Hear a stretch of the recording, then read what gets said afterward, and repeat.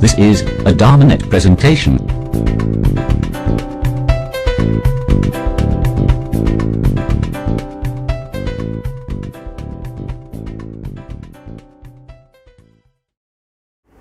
First line in pretty much every sutta that the Buddha taught. Okay, in fact, it's one of those things that's so common in the Buddha's teachings that most of the time it gets left out. It's one of these kind of stock passages every time. But if it's told in full, then the Buddha was about to give the Dhamma talk. He would always say, "Tang sunata sadhukang manasikarota bhasisami." This, you should listen to this carefully and pay close attention to what I'm going to say. So the beginning of all Dhamma is listening. Of course, in the Buddha's day, it's a long, long time ago. No internet. I don't know if you knew that, but there was no internet once upon a time. True. No iPhones. Yes, there was a world before iPhones. No books. There was even a world before books. Not even manuscripts, right?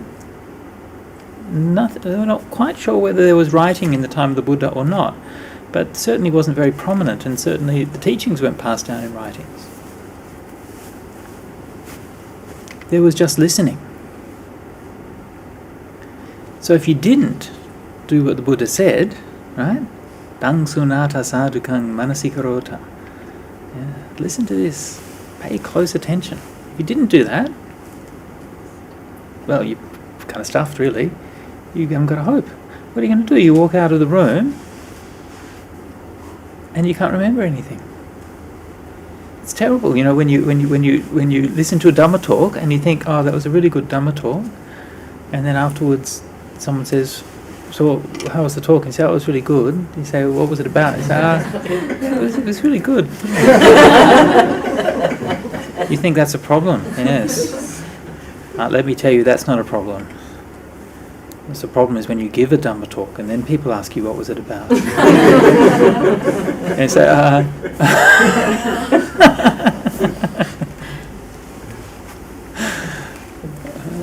take a while, hang on.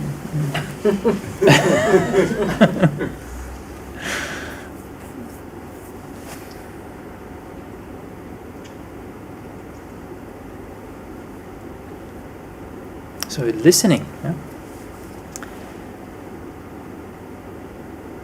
So the very fact that the Buddha is encouraging that is encouraging some kind of act, right? They're actually doing something, right? In a sense, it's not just purely a passive thing. This is something I think that sometimes people can get into, where you just sort of sit down and meditate during the Dhamma talk, and you just sort of zone out, and it's as if the Dhamma can just kind of wash into you and just kind of absorb without listening to it. I don't think that really works very effectively.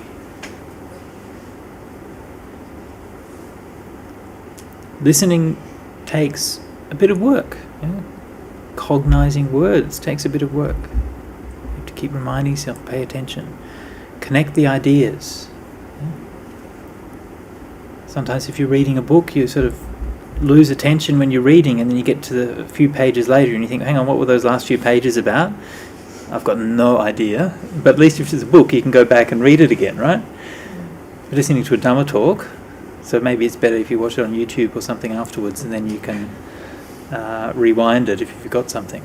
But normally we can't rewind it if we get something. One of the reasons why the Buddha used repetition, right? The Buddha was very helpful. He wanted people to understand. So he keeps on repeating it. If you miss it the first time, you catch it the second or the third. But that's telling us something about that quality of attention, that it's something we actually have to do. Right? It's not just something that just happens. And listening is a very important sense. When we think about the way that we use words, right? We words have a spectrum of meaning, like what I was talking about beforehand, where the Buddha used ordinary language words to talk about things. So you move from an ordinary language way of thinking about something towards a more subtle way.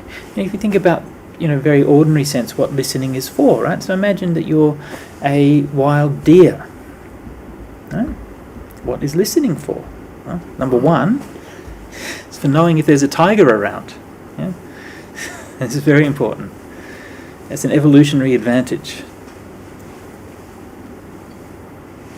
So listening gives us a kind of an all-round awareness, which seeing doesn't, right? Seeing is much more focused on a particular thing. Hearing is all around. And hearing tends to very much be connected with that sense of kind of alerting, doesn't it? Yeah, that's why when you're meditating and you hear a sound, then you jump. And you even know that if you're at home alone in the night time or something like that, you hear a footstep or something like that. What's that? Yeah, this is this kind of remnant of this evolutionary conditioning. I've been there in Thailand in the forest for a couple of years, and you get very used to the sounds in the forest. Yeah? It's quite, it's pretty quiet, but there's the birds and there's different sounds and so on that you hear. And so one day I was walking through the forest, and it was just the middle of the day. It was kind of nothing special. It wasn't very deep forest or anything. It was just near the centre of the monastery. And as I was walking along, I heard this sound. And immediately that I heard it, I knew that I didn't know what that was. It wasn't one of the ordinary sounds. It wasn't a bird. Right? It wasn't a snake. It wasn't. There's a kind of a rustle or a hiss sound that the ants make when you get a lot of ants that are moving. It wasn't squirrels running through the trees. What was it? I knew that whatever that was, very, very soft sound, a very kind of soft, deliberate sound on the leaves in the forest. Slow and deliberate. I knew that I didn't know what that was, and I had to find out, so I sort of carefully walked off the path. And then about 10 metres or 15 metres off the path, there was this huge tarantula. It's about this big, walking along the floor of the forest. And it's such a tiny sound. Yeah, I wasn't listening for it, but I knew, that's something. I haven't heard that before. Yeah, this is when I realised how sensitive these things can be.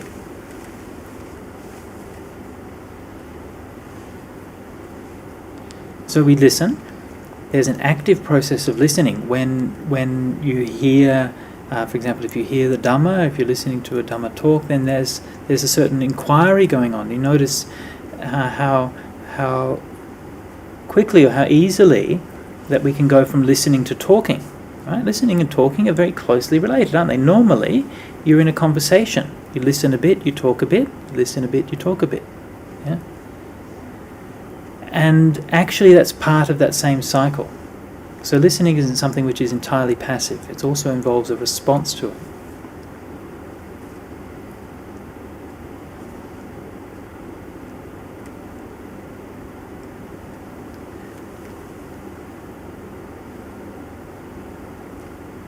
So when you're listening to Dhamma, or perhaps listening to some chanting, or even just listening to the sounds of nature, or listening to anything which is peaceful, listening to the sound of the ocean or something like that, you can feel there's something soothing to it. That has a quality, or maybe a rhythm or a tone or something.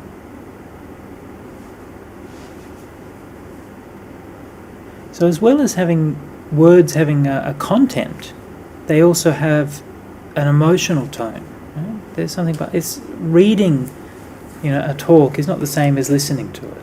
Yeah? There's so much that's lost.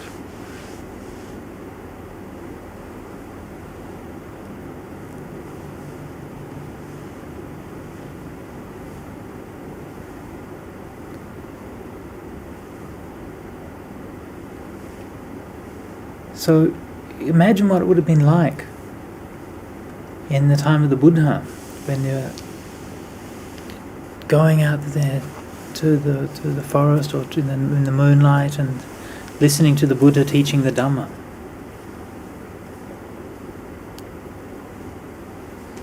What would that have been like? Imagine how quiet everybody would be. Everyone really wanting to listen. Everyone very intent. Bending their ears. Not wanting to miss a single thing. Not wanting to remember it, because if you don't remember it, it's gone. You can't just say, oh, I'll download the MP3 afterwards. No. You remember it or it's gone. Yeah? It's not a magic trick. It's not like a special thing to remembering it. You listen to it clearly. You remind yourself of it as you're going through. Remind yourself. It takes a bit of work. A few times you remind yourself. This was the first section. This was about this. When these points were talked about. Then that one, and that one, and that one. And you remember. Yeah? You build it up in your mind. You build up the pattern in your mind as you're listening. Yeah? And you actually create, if you like, create the dot points or the headings of the talk in your head, yeah, as you're listening, and then at the end of it you can remember everything that was said. Yeah? It's not at all impossible. I've done some talks where I've given translations, and one of the funny things about doing translations is when you, I remember one time I was doing it at Bodh Gaya, and there was a monk there, Thai monk was his name now, from what Mahathat, I can't remember, but luckily for me, my Thai isn't very good, but luckily for me his Thai was very clear, and I could understand everything he was saying, which was good. But often what happens if you, I know this myself, because when you're talking, when you start out, you sort of say as one sentence and then the translator and then another sentence and the translator, and you do that a few times. Gradually you get more kind of relaxed, and you kind of and it gets longer and longer and longer. And then eventually they kind of go on for ages, you know. And it was quite interesting for me, because I hadn't done a lot of translation, and I was sitting there and I actually had a notebook so I could note things down. But as I went along I realised I didn't need to. Yeah, I just listened very, very carefully, made a note of all the points that he was saying as he was saying them, reminded myself of them, ran them over a few times, and then no matter how long he spoke to it, and then I could just translate the whole thing. You can do it. It's just a skill of the mind.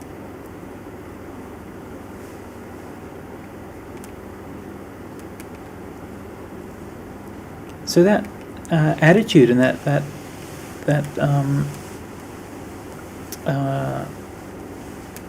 I guess that activity or that quality, it is a skill. That skill of listening is also something which you bring into meditation. You can do it quite literally, actually. You can just sit there and listen, right? That's just sound. That's perfectly good. You can just meditate on sound. Yeah, I did that when we were doing our med mob in Sydney, and we sat down at the near the Opera House. And was anyone there for the med mob near the Opera House? You were there, yeah. You remember it was really noisy that day. Yes, it was the cacophony of the city. Yes. Jackhammering. Yeah, because they were actually demolishing the steps of the Opera House, right? We thought it'd be nice, in the park, near the Opera House, everything. But no, there were all these big machines there, and they were smashing the steps to bits, right? So I just thought, okay, well, I'll just meditate on the cacophony. Yeah, what else? Why try to resist it? So I just thought, I can just open up my ears, open up my mind, and then just let everything wash through. It could be perfectly peaceful. Just let everything go through. It was wonderful. Yeah. So that was a beautiful hour's meditation.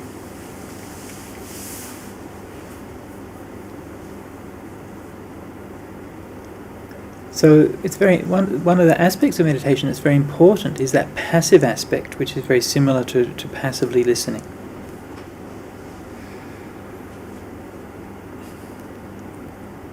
If I mentioned before that like listening and talking is like a pair, right? And not always, but in most situations, like if you're with somebody, it's good to have a roughly kind of 50-50. right? Talking and listening and so on. That's probably a sign that it's a reasonably healthy kind of dialogue, right? And if it's like 95% talking on one side and 5% listening, and then vice versa, it's probably a sign that communication isn't so good. So what's the percentages in your own mind? Yeah, when you sit there, how much in your own mind are you talking, and how much are you listening?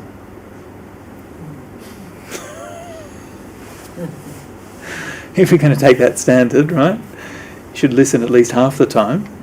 I think most of us are kind of struggling to make 5 or 10%. Yeah. Interesting way of thinking about it, isn't it? Yeah. You're having a conversation with yourself. How much of the time are you listening to what you're saying? No wonder you keep talking, because you never listen to yourself, right? It's very true. Isn't that true? If people keep on talking, I want to be heard. And you never listen. And even when you meditate, you have a chance to listen to yourself and you don't do it. You think, oh no, I've got to get rid of these thoughts. I've got to ignore this. I've got to get rid of them. And so you still don't listen to yourself. So the more you try to get rid of the thoughts, the more you try to yell and the more you want to hear. So just listen. Oh, okay. That's all right. It's just a thought.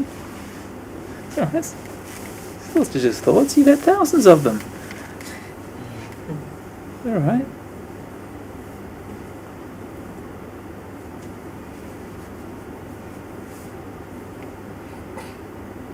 And so that passive aspect of listening it's something that's very receptive, very accepting. Whatever's happening, that's okay. Just let it in.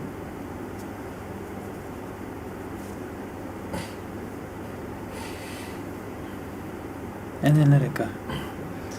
There's a lovely verse in the Sutta Nipata where the Buddha says that the little streams make lots of noise, but the great rivers flow silently. It's beautiful, isn't it? Yeah. Little streams make lots of noise, but the great rivers flow silently. So, which one are you? Yeah. A lot of noise, little creek, yeah, or a great river. How much noise does the Ganges River make?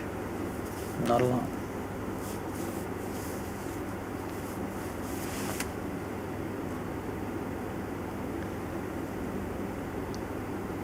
So if we take that chance to listen to what we have to say, listen to what's around us, just sit there, just listen.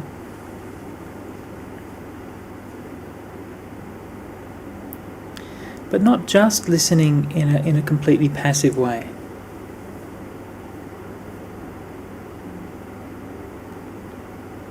Engaging also with that listening. Just like if you're listening to a talk or trying to comprehend something, you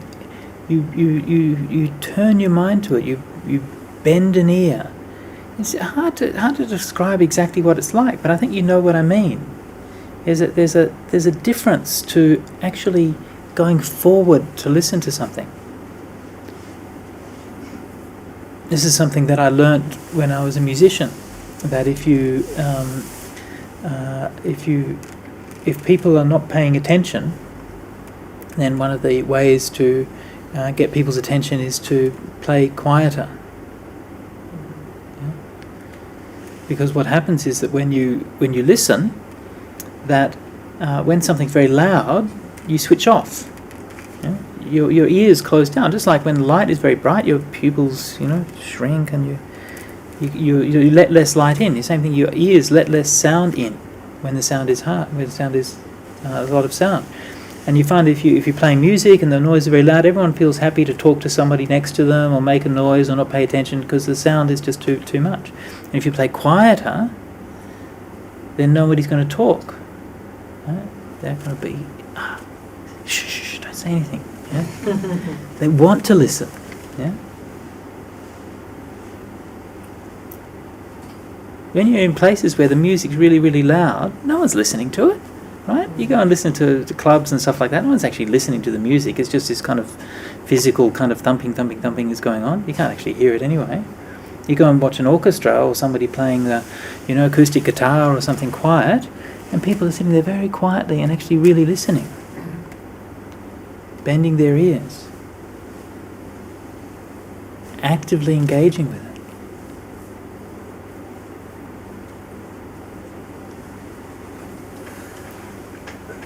So this is that quality that we should bring into our mind. This kind of active turning towards something. Not just letting it pass, not just sort of vaguing out. Right? Don't vague out in meditation. It's not worth it. You got plenty of other times to do that, daydreaming or whatever. Pay attention. Yeah? It doesn't mean, forcing yourself or trying to control or anything like that. It means being interested in what you're doing.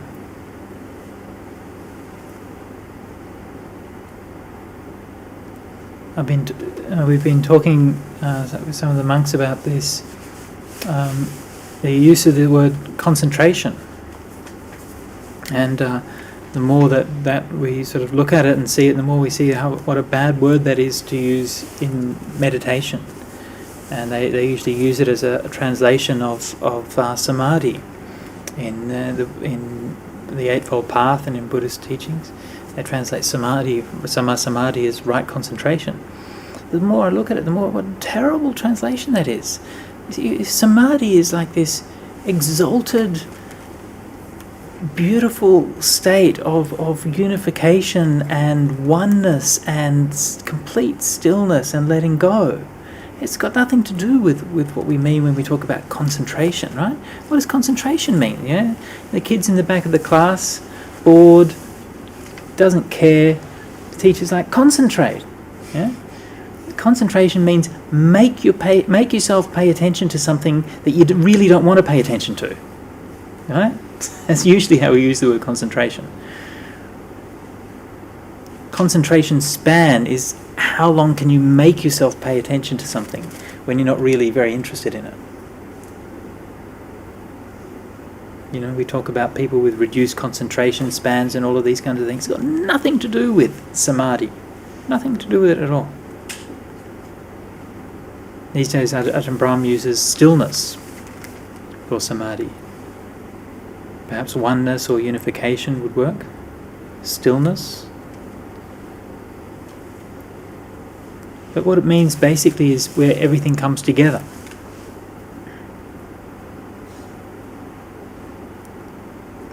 It's a coherence, it's a coalescence.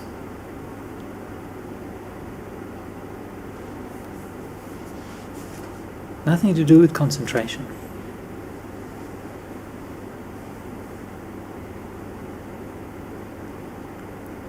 So when we're listening, when we're bringing that spark of attention, it's not making yourself pay attention.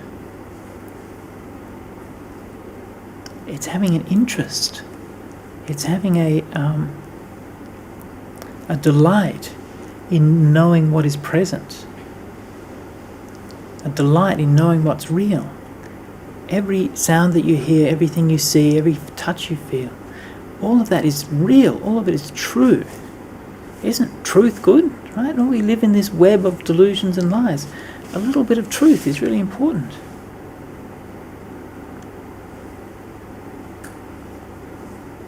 So you take an interest in that, a keen interest. Oh, what's that sound? Not trying to work out what the sound is, but just trying to hear it. We go through our life, our senses get so deadened. Yeah? Through just we put stuff in our ears and our mouths and stuff, and it deadens the senses over a lifetime. So we freshen your senses. You can see things, you see colours, you hear sounds so much more vividly. This is what it's like when your consciousness becomes purified. We talk about these words like purification of the mind, It's not just an idea, it's not anything abstract, it's something that's very, very ordinary. Purification of your mind means that your mind works better because it's not clogged up with all crap. It's like you're drained, that's all it is.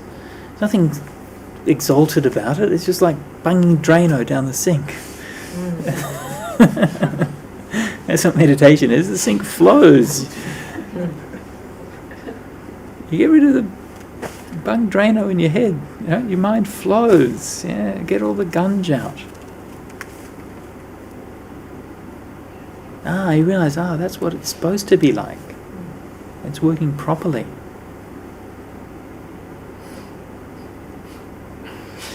So when you're listening well, if you're listening to a talk or something like that, or listening to another person, then when you're listening to well, there's a clarity to that, right? And there's a responsiveness to it.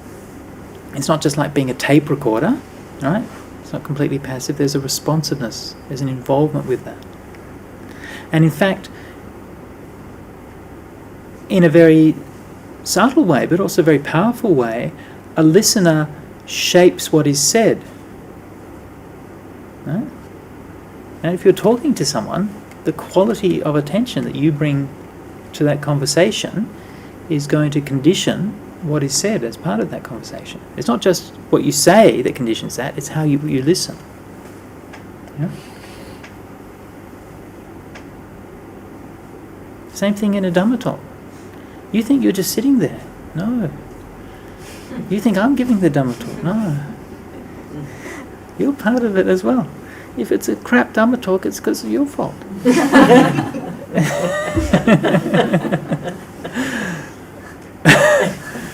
But it's true. Like if you're speaking, if you feel if the people are paying attention, if they're listening and so on, then it draws something out.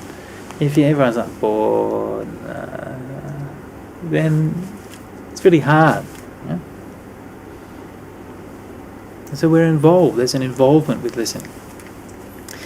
And so those same aspects apply when we bring that into mind and we bring that into meditation. There's an engagement. The listening doesn't just passively mean whatever's happening, I'm listening to it. But the very fact that you listen to it with that sense of care and attention will make what you say in your mind better. Just like if you listen in a conversation with somebody, you'll make that conversation better. No? You listen to your mind, that conversation in your mind will get better. You'll have more meaningful things to say.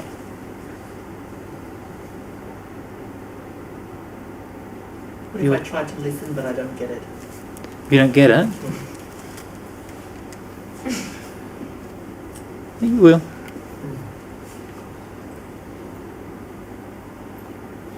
You will.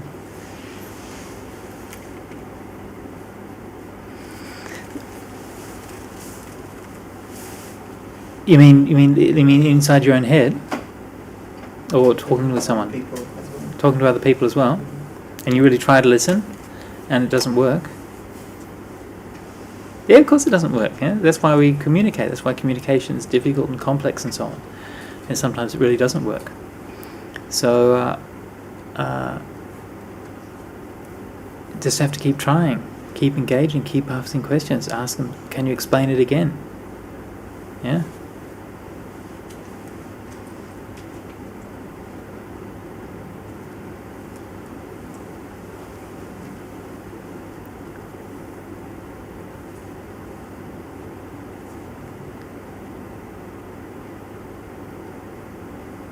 But don't give up. Actually, that's really important.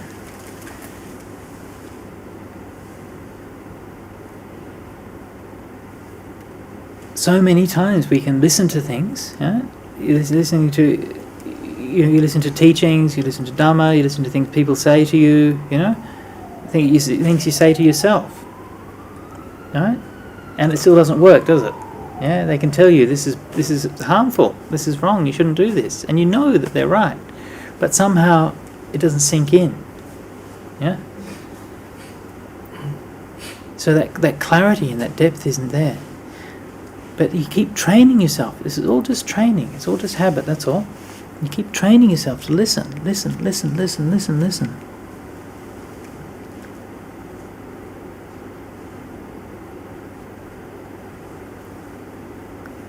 it doesn't work once, you try it again. If it still doesn't work, you try it again and again. Remember that, how the Buddha repeated himself. Yeah. So many times. Why? Because that's what it takes. Yeah.